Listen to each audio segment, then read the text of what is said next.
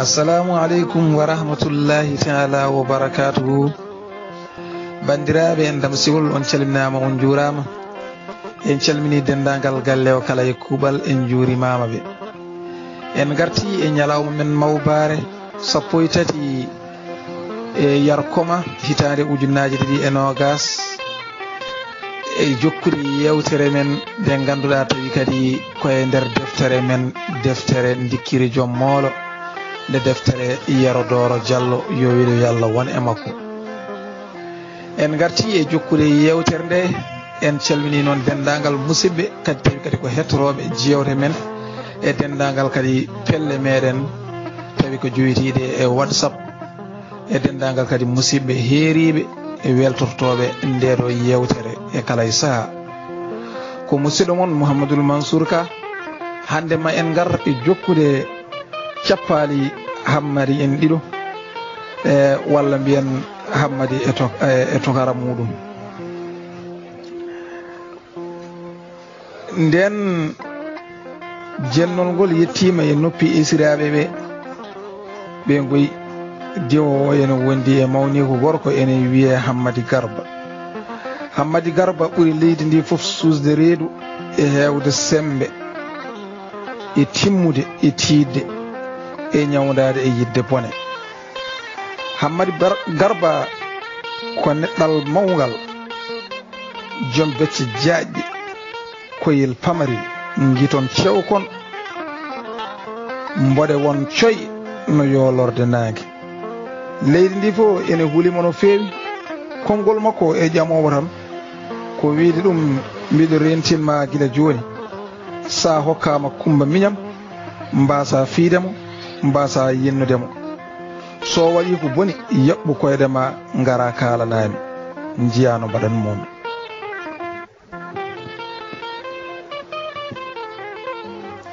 Nden Hammadi Garba nani jennol ngol Hammadi Kumba yenni galle mabɓe ngol woni Dikkiri Joom Moolo. Ɗon tan o lowi fetel makko o dadi kaɓorɗe makko o tami gawal makko omo yiilo Hammadi Kumba o dari e nder hakkude yimɓe fof o woodi kala ɗo yi Hammadi Kumba yo taw ene wondi e kasanka mum, saabu ko ɗon tan o warat ɗum bargol bongol tawa ala kaɗowo. Dikkiri Joom Moolo ene woni to ene jooɗi e hakkude yimɓe ene yewta ene welti ene jala haw so yini sehil makko Demba ene ara ene jaylo Hammadi ummi falo yimo gila on yettaki yimɓeɓe ɓe ɓaɗodir tan heddi Dikkiri Joom Moolo ene moosa. Demba wimo Hammadi onon narankoɓe cuure ɗemɗe mon cuuro ɗon. Hammadi leƴƴiri jaleede wi joni de guiƴam on gandi e amen koynure goɗɗo on. Mbiɗo andi ka nanɗo hirde nde jennomi waajiɓe nde, ka nanɗo hirde nde maɓe gandu ko min woni Dikkiri Joom Moolo joom yiije dorƴaɗe moɗe ngati maaya moɗe kuɗi wasa. Dembe wimo woppuɗi haalaji puyɗi. Mi winomo so ɗemgal soñci ɓire worodde oɗo bone kala ko coñɗa hen koko ndemirnoɗa ɗemgal maɗa. Mbimi ko ya fewju dandirɗa fittanruma e bone tokarama o kangaɗo. Ɗon tan Hammadi ƴeŋɗi wi ko woni wonko mbaɗmi ko nanɗa. Demba wimo ala ko nanɗa. Hammadi wimo ala ko nanmi kay. E yo heño haalanam ko nanɗa mi mayi kulol. Demba wi gila nde jennol ma ngol yalti nana tokarama Hammadi Garba lowi fitel mum ha heewi ene yiiloma. O wi ɗo hawri e ma fof noon yo taw waɗa wondi e kasanka maɗa. Ɗon tan jardugal Hammadi teɓɓiti e hunoko mum saami e leydi Allah e signere kulol. O heñi o ƴettigal o wattigal e nder jeyba o futtini giti. O wi ko mbiɗa ko yo taw mboɗo wondi e kasan kam ko woni a haali ko boni ɗin ko wurti o e am. Demba ene ndaara Hammadi tan ha ɓoye. Demba wimo ko an yenni galle mabɓe. Hammadi wi min mi yennimo mi innani hay inde makko saka yennudemo, hay so mboɗo noddamo mbiyanmomi ko tokara ɗum fof deyi ko beele mbiɗa hisa e bone makko. Demba wi ko gonga a innani inde makko kono noon ko mbaɗɗa ko ɓuri bonde e innude inde makko. So yennido baba mum neɗɗo jennayi mum neɗɗo jennami ñum debbo aɗa usta ɗumen e yeeso ƴamoɓe ɓiyumen kadi jenna gorgol mum neddo dum buri bonde e yennede. Hammadi leƴƴamo wi ko yimbe tan dendini min sabu jendol ngol ko ñoore wonno ko yimbe nantinibe. Demba wi mo ummo don bada hirde jennabe e hakkude dental pongal ni mawnude mbiya ko ñoore wonno ummo don nduo jibdu kay woto woytor dum hay goto ko an foorandi hoore mada kala ko coñƴa hen ko demgal mada nemirnda dum ne boda haalan ma do hen ne gonga nafooma sa waabi gummoda e feere jiida e tokarama paamodiron. Hammadi futtinimo gife wi min mi yiida e makko o kay wota Allah holla mi yeso mum. Demba wi joni non holno badata alay sago jiidon. Hammadi wi an woppanam peeje ma puyde de min mi wima mi yida yiide o ha darga daro o kay hay sinno koye koydol jiimi dum somi fini mi wadat sadak. Demba wi joni non no batta. Hammadi wi joni kay bone waɗi tan yimɓe dendini min holko mbanmi joni kay koyngalam fuɗi huɗo wuuro mabɓe to koyngalam fuɗi toon huɗo to wuuro mabɓe to mi wonta toon koyngalam fuɗi toon huɗo. Demba wi kon noon paama kanko noon koyngal makko fuɗani ga hen ni huɗo de warat ga yiila Demba. Hammadi wi yo foftin hoore makko so arino wata kam ɗo. Demba wi to jahara. Hammadi wi mi fere leydi ndi fof mi dandoya hooram. Demba tuggi fiɗe ɗum e hoore Hammadi o wi dogde dandatande kono ko hane jale. Hammadi finniri wi yode jale hay jalande kay ɓuri moñde. Demba wi jinmi tan ko walludema e feere no dadirɗa e bone tokarama o e kaaɗi mum. Hammadi wi joni kay holko jiɗɗa mi waɗa woto deƴƴu kay haal holko mbaɗanmi. Demba wi mbaɗata ko kaalanen moƴƴuɓe wuro ngo ɓe gummo e moƴƴitinde hakkunde mon.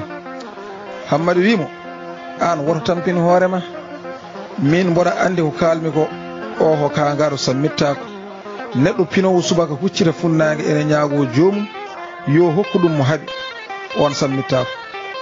Demba wi joni mi yiiti feere moƴƴere jehen enen ɗiɗo fof ha to wuro mabɓe tubanen mo. Hammadi wi mari an ka kangaɗo mbiya neɗɗo ene lowi fetel mum ha heewi ene yiilomi mbiya yomi yami yiilo ɗum an kay jiɗɗa ko waran. Demba wi muñu mi yiiti feere moƴƴere. Hammadi wi mo ummo ɗon min mi yiiɗa peeje ma fa ladde an e hoore ma komi nattuɗo hooladema mboɗo sikki won bone mo comanɗami ko ɗum waɗi aɗa fewjanami ɗeɗo peeje bonɗe kono so tawi ko buuɗi ma joyi ɗi ndewatami ɗi mami ñamlori goɗɗo mi yomma ceerten fes tan. Hammadi rumti hankkadin fokkiri. Demba hettimo nangimo wi woppu fuyre ko an ballanmi min ala ko woni hakkunde men so wona jaam min mi haalani ɗo fof haala kalis fes sa jaaɓi mi walluma e feere so welima mbaɗa so welanima goppa. Hammadi wi mboɗa andi jogorɗa ɗo henne wiɗemi ka yiite feere ɓurde bonde e am yomi waɗa hooram sira mumel mi ummo mboɗo yiilomo wona ko ɗum jiɗɗa wiide de mbaɗa andi ko ɗum jiɗɗa. Demba finniri wi an ka ɗayɗo a anda wallede min mi yeehi haajam ko min toñma saabu ko min lamma reetu kono ma yiitu golle ma o fukkiti o yeehi. Hammadi heɓtimo nangimo wimo ara ga guiƴam mi woppatama ma kalanami feere ma de. Demba wimo heddanigam hankadin ko feere wotere sone soyi tan ƴettu kasanka makke ɓoya guenaɗe dandan maran hankadin ko mbaɗa hirde jimaɓe goto hen foof kettana ɗum jarore welde ma yejjitinɓe jinni mabɓe ɗi ko nde feere wotere joganimami no jiɗɗa foof noon hankadin mbaɗa. Hammadi wi feere nde ene moƴƴi kono noon hay somi watti bandigo debbo o lewru kanŋe mi watti nene makko hoodere kalis mi wattimo lamɗo leydi ndi fof ala ko nafata o woppata kam. ɓe Hammadi joɗonnoɓe nani Hammadi ene duha ɓe gari namdade ko Hammadi duhata ko o yecciri o yiiɓe tan o watti bakkade e sappade on wiye joni kay goppe tan mami gollomo golle ha o maayo o e jittade so tawi ko kangal o mo andugo min ɓurimo hangede bondi subaka fenata so nangue suusi fudde janggo hakkude amen laaɓat cer somin certingol lawol wodade amen mo kattinon ɗo henne e leydi he ɗum ne joni mi felliti tawoydemo mi fadata ha warani komin yahata Demba wimo an Hammadi woppu ko dugata ko aɗa manto ko mo cappantuɗa o dey so on kuccodiri yeeso e yeeso a haaltan gokka ɗon tan Hammadi wi ummo ɗon holi mbiɗon mboɗo yiiɗi huccodirde e makko min mi yiiɗa yiidemo ni kono mi andinde tan wonde mi hulani barwodi saaha kanko yimɓeɓe goni e wajade Hammadi yo woppu hara nde Hammadi sali wi kañum haali ruttotako teeso fini ko dawowo tawoyde Hammadi Garba ɓe mbaɗa ñawore soyde ko yiiɗi foof wona tawi deke ko Hammadi dugata ko ene sappo ko foof ene soomi dawol ene doga yalta leydi ndi dandoya fittano mum Allah e kulol o ronki hay hirtade omo heppa ko gertode dillata wendogo tawi o ummima omo huudani leydi gondi omo dandoya wonki makko Hammadi dogani ko wonki o dandoyi